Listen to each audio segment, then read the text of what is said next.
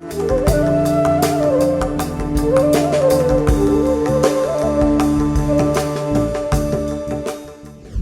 ஸ்ரீ குருப்பியோ நமக.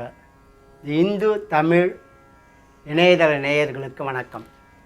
21/7/2016 முதல் 27/7/2016 வரை உள்ள இந்த வார ராசி பலன்களை பார்ப்போம். மேஷ ராசி நேயர்களே, உங்கள் ராசிக்கு 4ஆம் இடத்தில் புதன் சுக்கிரன் ஆகியோரும் 5இல் குருவும் உலவுவது சிறப்பாகும். இதனால் உங்கள் எண்ணங்கள் எளிதில் நிறைவேறும். நண்பர்கள், உறவினர்கள் ஆகியோரால் அனுகூலம் உண்டாகும். கேளிக்கை உல்லாசங்களிலும் விருந்து உபசாரங்களிலும் ஈடுபட சந்தர்ப்பம் உருவாகும். நல்லவர்கள் உங்களுக்கு பக்கபலமாக இருப்பார்கள். ராசிக்கு அதிபதி செவ்வாய் சனியுடன் கூடி 8இல் இருப்பதால் சிறு சிறு பிரச்சனைகள் ஏற்படும். சனி பிரீதி செய்து வருவது நல்லது. ரிஷபராசி நேயர்களே, உங்கள் ராசிக்கு அதிபதி சுக்கிரன் 3இல் இருப்பது சிறப்பாகும். சூரியனும் அனுகூலமாக உலவுகிறார். இதனால் முக்கியமான தகவல் ஒன்று வந்து சேரும். நண்பர்கள் உதவி புரிவார்கள். நண்பர்களால் உங்களுக்கும் அனுகூலம் உண்டாகும். அரசியல், நிர்வாகம் சார்ந்த துறைகளை சார்ந்தவர்கள் வெற்றி நடை போடுவார்கள். கலைத்துறையினருக்கு நல்ல வாய்ப்புகள் கூடி வரும். திரவ பொருட்களால் ஆதாயம் கிடைக்கும். உடல் ஆரோக்கியத்தில் கவனம் செலுத்தி வருவது நல்லது. 7இல் செவ்வாயும் சனியும் உலவுவதால் பிறரிடம் பழகும்போது சுமூகமான பேச்சை பேசுவது நல்லது. சனிக்கும் செவ்வாய்க்கும் பிரீதி பரிகாரங்களை செய்வதுடன் துர்க்கையை தொடர்ந்து வழிபட்டு வருவது நல்லது. மிதுன ராசி நேயர்களே, உங்கள் ராசிக்கு அதிபதி 2இல் சுக்கிரனுடன் கூடியிருப்பது சிறப்பாகும்.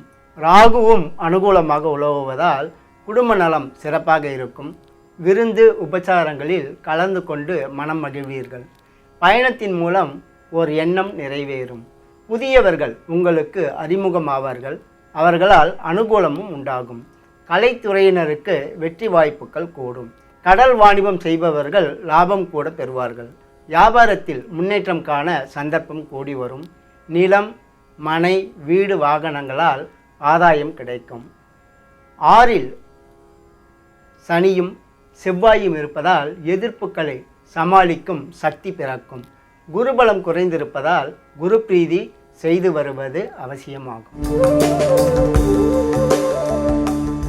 கடகராசி நேயர்களே, உங்கள் ஜென்ம ராசியில் சுக்கிரன் உலவுகிறார். 2இல் குரு உலவுவது விசேடமாகும். இதனால் புதிய பொருட்களின் சேர்க்கை நிகழும். ஆடை, அணிமணிகள், அலங்கார பொருட்கள் ஆகியவற்றின் சேர்க்கையும் அவற்றால் ஆதாயமும் பெற சந்தர்ப்பம் கூடி வரும். நல்லவர்கள் உங்களுக்கு நலம் புரிய முன்வருவார்கள். தெய்வ பணிகளிலும் தர்ம பணிகளிலும் ஈடுபாடு உண்டாகும். 5இல் செவ்வாயும் சனியும் இருப்பதால் மக்களால் சிறு சிறு பிரச்சனைகள் ஏற்படும். குடும்ப நலனில் கவனம் செலுத்தி வருவது நல்லது. புதியவர்களை நம்பி பெரிய பொறுப்புகளை ஒப்படைக்காமல் இருப்பது அவசியமாகும். ராகு, கேது, சனி ஆகியோருக்கு பிரீதி பரிகாரங்களை செய்து கொள்வது நல்லது. சிம்ம ராசி நேயர்களே, உங்கள் ராசிக்கு அதிபதி ராசிக்கு 12இல் இருப்பது சிறப்பாகாது. சுக்கிரன் ஒருவரே இந்த வாரம் அனுகூலமாக உலவுகிறார். அவரும் ராசிக்கு 12இல் இருப்பதும் சூரியனுடன் கூடியிருப்பதும் குறையாகும். இதனால் நீங்கள் எக்காரியத்திலும் நிதானமாக யோசித்து ஈடுபடுவது நல்லது. பொருள் கொடுக்கல் வாங்கல்களில் எச்சரிக்கை தேவை. வியாபாரிகள் அகலக்கால் வைக்கலாகாது. பொறுப்புடன் செயல்பட்டால் சரிவுக்கு ஆளாகாமல் தப்பலாம். குரு ஜென்ம ராசியில் இருந்தாலும் 5ஆம் இடத்தை பார்ப்பதால் மக்கள் நலம் சீராகவே இருந்து வரும். 4இல் செவ்வாய் இருந்தாலும் சனியுடன் கூடியிருப்பதால் நிலபுலங்கள் சம்பந்தப்பட்ட காரியங்களில் எச்சரிக்கையுடன் ஈடுபடுவது நல்லது. சனிக்கும் ராகு, கேது ஆகியோருக்கும் பிரீதி பரிகாரங்களை செய்து கொள்வது நல்லது. கன்னி ராசி நேயர்களே, உங்கள் ராசிக்கு அதிபதி லாபஸ்தானத்தில் சுக்கிரன், சூரியன் ஆகியோருடன் கூடியிருப்பது சிறப்பாகும். செவ்வாய், சனி, கேது ஆகியோரும் அனுகூலமாக உலவுவதால் எடுத்த காரியங்களில் திறம்பட ஈடுபட்டு வெற்றி பெறுவீர்கள். ஒன்றுக்கு மேற்பட்ட இனங்களால் ஆதாயம் கிடைத்து வரும். கடல் வாணிபம் லாபம் தரும். திரவ பொருட்களால் ஆதாயம் அதிகமாக கிடைக்கும். மனத்துக்கு இனிய சம்பவங்கள் வாழ்க்கையில் இடம்பெறும். குடும்ப நலம் சீராகவே இருந்து வரும். எதிர்ப்புகளை சமாளிக்கும் சக்தி பிறக்கும். போட்டிகளிலும் பந்தயங்களிலும் வழக்கு யாஜ்யங்களிலும் வெற்றி காண சந்தர்ப்பம் உருவாகும். குரு ராகு ஆகியோர் ராசிக்கு 12ஆம் இடத்தில் இருப்பதால் குறிப்பிட்ட கிரகங்களுக்கு அர்ச்சனை ஆராதனைகளை செய்து வருவது நல்லது. துலா ராசி நேயர்களே, உங்கள் ராசிக்கு 10ஆம் இடத்தில் சூரியன் புதன் ஆகியோரும் 11ஆம் இடத்தில் குரு ராகு ஆகியோரும் உலவுவது சிறப்பாகும். செய்து வரும் தொழிலில் முன்னேற்றம் காண சந்தர்ப்பம் கூடி வரும். பதவி உயர்வு, இடமாற்றம், ஊதிய உயர்வு ஆகியவற்றை பெற வாய்ப்பு உருவாகும். முக்கியமான காரியங்களில் வெற்றி காண சந்தர்ப்பம் உருவாகும். அதிகாரிகள், பெரியவர்கள் ஆகியோரது ஆதரவு கிடைக்கும். பொருளாதார நிலையில் விசேடமான வளர்ச்சியை காணலாம். கொடுக்கல் வாங்கல் இனங்களில் வெற்றி காண சந்தர்ப்பம் உருவாகும். தனவந்தர்கள் ஆதரவு கிடைக்கும். பயணத்தால் அனுகூலம் உண்டாகும். 2இல் சனியும் செவ்வாயும் இருப்பதால் பேச்சில் நிதானத்தை கடைபிடிப்பது நல்லது. 24ஆம் தேதி முதல் புதன் 11ஆம் இடம் மாறுவது சிறப்பாகும். பெரியவர்கள், உங்களை விட மூத்தவர்கள் உங்களுக்கு ஆதரவாக இருப்பார்கள். வியாபாரத்தில் விசேடமான வளர்ச்சியை காண சந்தர்ப்பம் கூடி வரும். 5இல் உள்ள கேதுவுக்கு பிரீதியாக விநாயகரை தொடர்ந்து வழிபட்டு வருவது நல்லது. விருச்சிக ராசி நேயர்களே, உங்கள் ராசிக்கு அதிபதி செவ்வாய் ஜென்ம ராசியிலேயே உலவுகிறார் என்றாலும் சனியுடன் கூடியிருப்பது சிறப்பாகாது. சுக்கிரனும் ராகுவும் அனுகூலமாக இருப்பதால் கலைத்துறைகளை சார்ந்தவர்களுக்கு வெற்றி வாய்ப்புகள் கூடும். வெளியூர் வெளிநாட்டு தொடர்புடன் தொழில் புரிபவர்களுக்கு ஆதாயம் அதிகம் கிடைக்கும். 24ஆம் தேதி முதல் புதன் உங்கள் ராசிக்கு 10ஆம் இடம் மாறுவதால் வியாபாரிகளுக்கு மந்த நிலை அகலும். மாணவர்கள் வெற்றி நடை போடுவார்கள். 4இல் கேது இருப்பதால் தாய் நலனில் கவனம் செலுத்தி வருவது நல்லது. எந்த காரியத்திலும் அவசரப்படாமல் நிதானமாக யோசித்து ஈடுபட்டால் பயன் கூட பெறலாம். ஜென்ம சனிக்கு பிரீதி பரிகாரங்களை தொடர்ந்து செய்து வருவது நல்லது. தனுசு ராசி நேயர்களே, உங்கள் ராசிக்கு அதிபதி குரு வலுத்திருக்கிறார். புதன், சுக்கிரன், கேது ஆகியோரது சஞ்சாரமும் அனுகூலமாக இருப்பதால் நல்லவர்கள் உங்களுக்கு உற்ற துணையாக விளங்குவார்கள். ஆன்மீக பணிகளில் ஈடுபாடு கூடும். வியாபாரத்தில் வளர்ச்சிக்கான சந்தர்ப்பம் கூடி வரும். கலைஞர்கள் வெற்றி நடை போடுவார்கள். 8இல் சூரியன் இருப்பதாலும் 12ஆம் இடத்தில் செவ்வாய் சனி ஆகியோர் இருப்பதாலும் செய்தொழிலில் அதிக கவனம் தேவை. எதிலும் வேகம் கூடாது. விவேகத்தை கடைபிடிப்பது நல்லது.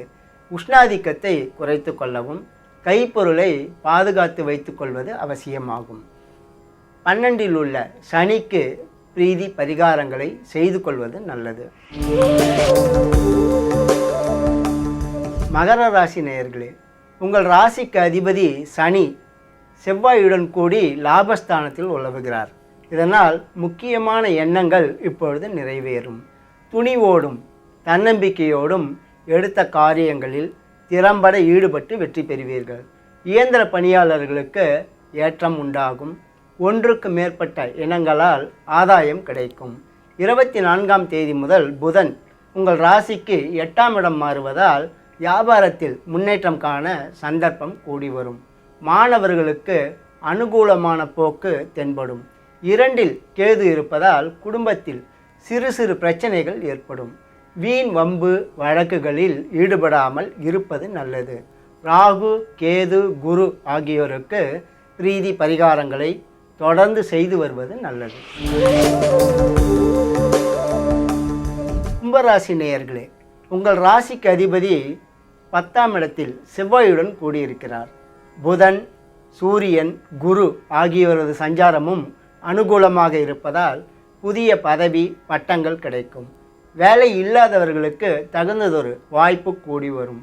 பதவி உயர்வு, இடமாற்றம், ஊதிய உயர்வு ஆகியவற்றை எதிர்பார்த்து காத்திருந்தவர்களுக்கு அதற்கான சந்தர்ப்பம் இப்பொழுது கூடி வரும்.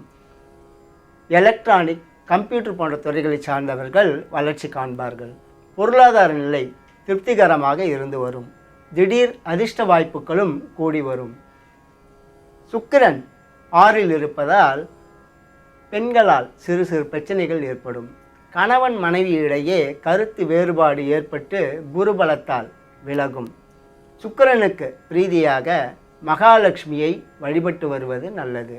ராகு, கேது ஆகியோருக்கும் பிரீதி பரிகாரங்களை தொடர்ந்து செய்து வருவது நல்லதாகும். மீன ராசி நேயர்களே, உங்கள் ராசிக்கு 5ஆம் இடத்தில் சுக்கிரனும் 6ல் ராகுவும் இருப்பது சிறப்பாகும்.